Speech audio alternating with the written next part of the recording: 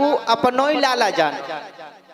अब ये तो कहना सके कि वो तुम्हारो ही लाला है, हमारे लाला को अपनो ही लाला जानो। तो मैया जो देवकी है ना, तो मन में हिलकी बन गई और वो कहने लगी क्या, पंख जो होते मैं उड़ जाती नंद बाबा के द्वार। पंख जो होती मैं उड़ जाती नंद बाबा के द्वार। उमड़ उमड़ मेरो जिया आए बहे दूध के धार। लाल मेरा रोमत होएगा भूखो सोमत होएगा। लाल मेरा रोमत होएगा भूखो सोमत होएगा।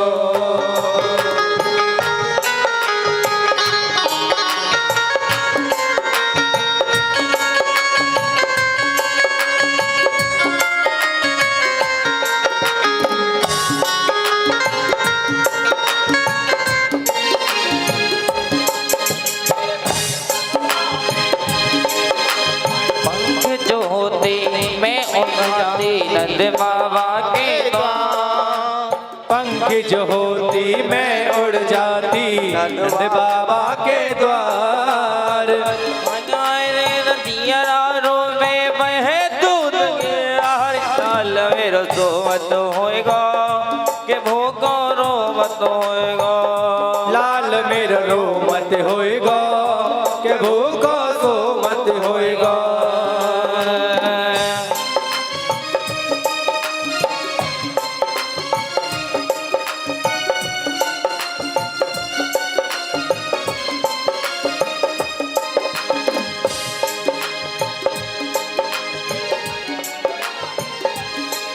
मेरे पति जमड़ा में धर के जब गोकुल में पहुँचाए। मेरे पति जमड़ा में धर के जब गोकुल में पहुँचाए।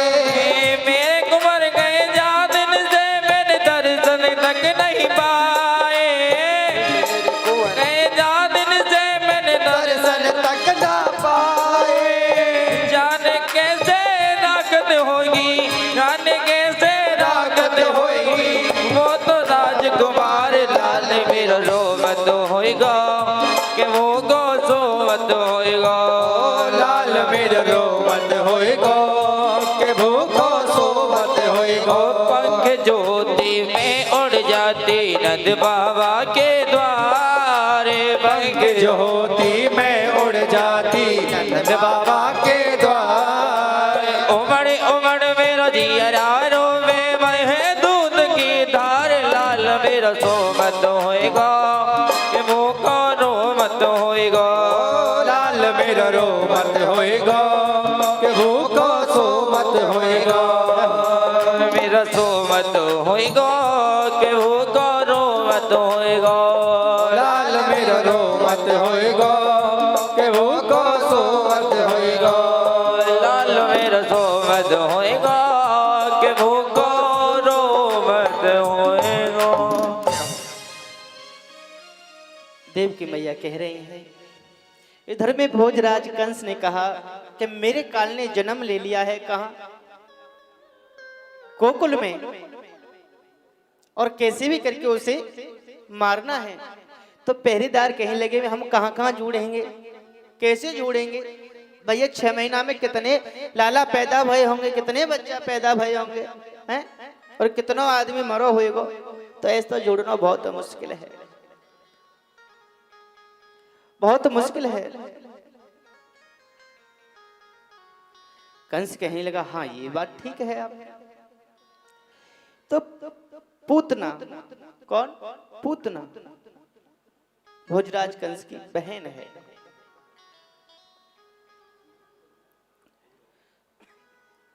और पूतना ने कहा भैया आप मेरे हुए चिंता मत करो, मेरे होते हुए आप चिंता मत करो, मैं जोड़ लूंगी। मैं अपना भेष बदल करके जाऊंगी गोकुल में दर्शन करवे के लिए, क्योंकि वहां तो बधाई बज रही है और ब्रज की जो नारियां हैं ना वो घूमट लगा के रहे, तो मैं अपना मोड़े को दबकाई लूंगी, तब पहचान में कहो कि आऊंगी नहीं। ये भी बात सही है, पर ये बता तू मारेगी कैसे जब तुम आप वो मुझ पर छोड़ दो कि नहीं नहीं बताओ। तब उसने कहा कि मैं विष को अपने स्तनों पर लगा लूंगी और मैं जब उसे गोद में खिलाऊंगी तो दूध पिला दूंगी। तो पूतना इस बात से कंस भी संतुष्ट हुआ कि हाँ ये बात बिल्कुल उचित है, आप कार्य कर सकते हैं।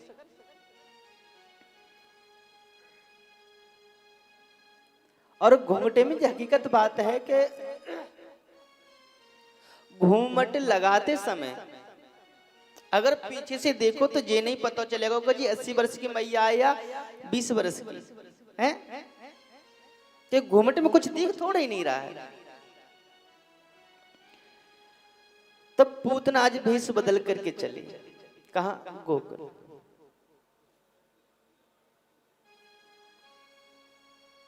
और चली, बड़ा सुंदर दृश्य, खूब भीड़ लगी हुई है और वो लंबी ज्यादा रहे, लंबी।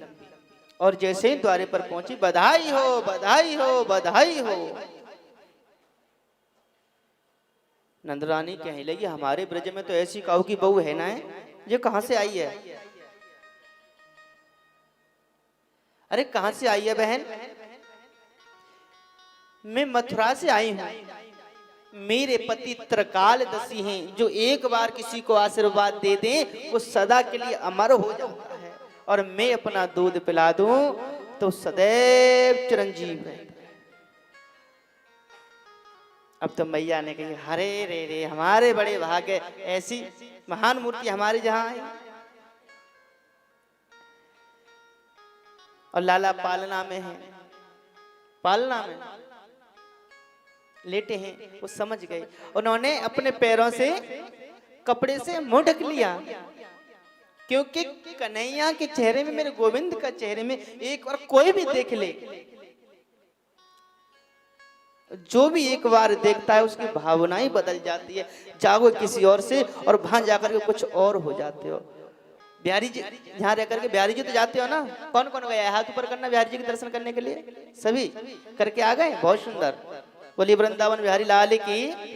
हाँ, तो जहाँ से तो कुछ सोच के जाते होगे, पर वहां जाके भूल जाते होगे, कहा कहें लाला से भैया, कहा कहें बिहारी जी आपसे, कहा कहें कन्हैया जी आपसे। एक मन की भावना ही ना वो हम भूल ही जाते, एक अलग भावना प्रकट हो जाती है। और मैं कभी जाता हूँ ना, भीड़ हो चाहे कैसी भी हो, बड़े आराम से बढ़िया दर्शन होते हैं, क्योंकि वहां सब जानते हैं, प्रेम से बोलेंगे जय श्री कृष्ण। जाऊंगा 15 तारीख को वहां में, बस एक दो दिन और दर्शन करके आ गया, और अब तो यहीं रहना ही रहना है, तो दर्शन करो आराम से, वृंदावन में रहो और राधे राधे बोलो।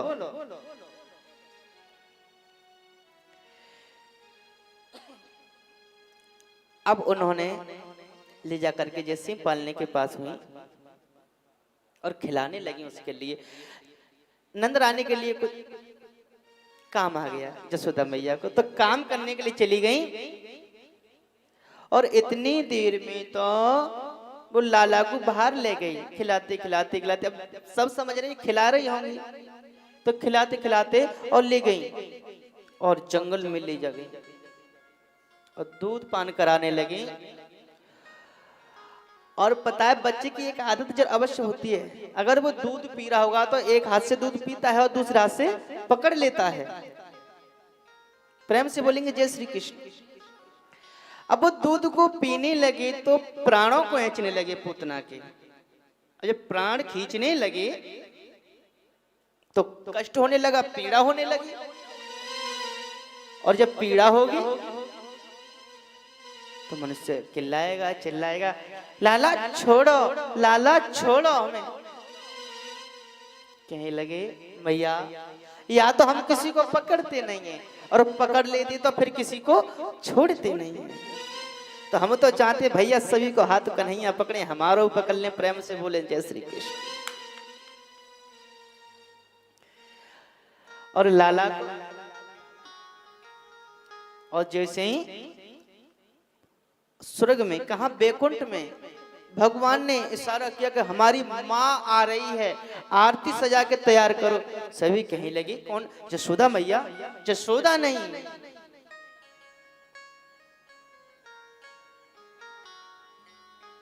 और उसके प्राण बखेरो। जैसी नीचे गिरी, वृक्ष काफी लंबी चौड़ी, पता नहीं कहां तक होगी, कोई पता नहीं। अब बताइए, बताते हैं कि हाथ कहाँ गिरा? हाथरस में जाके तो हाथरस नाम रख दिया है। कान कहाँ गिरे? कानपुर में। ये बड़ी विचित्र बात है, कितनी बड़ी होगी, कहाँ कहाँ जाकर के गिरे। लाला के पूतना के पास सिट्टी लगा करके लाला को उतारो। मैया ने खूब अपने पल्लू से झाड़ू लगायो, गाय के पूंछ से झाड़ू लगायो, कई बार गौमूत्र में नहलायो लाला को, फिर जमुना मैया में स्नान करायो। अरे मेरे तो लाला को पता नहीं कहा भैया, बड़ी मुश्किल से बच्चा है। और कई जगह से उसे काटा गया, काट करके फिर उसकी चिता बनाई, परंतु उसकी चिता में बदबू नहीं आई। जब चले एकदम चंदन की जैसी खुशबू आ रही थी। प्रेम से बोलेंगे जय श्री कृष्ण। हैं? खुशबू आ रही थी और खूब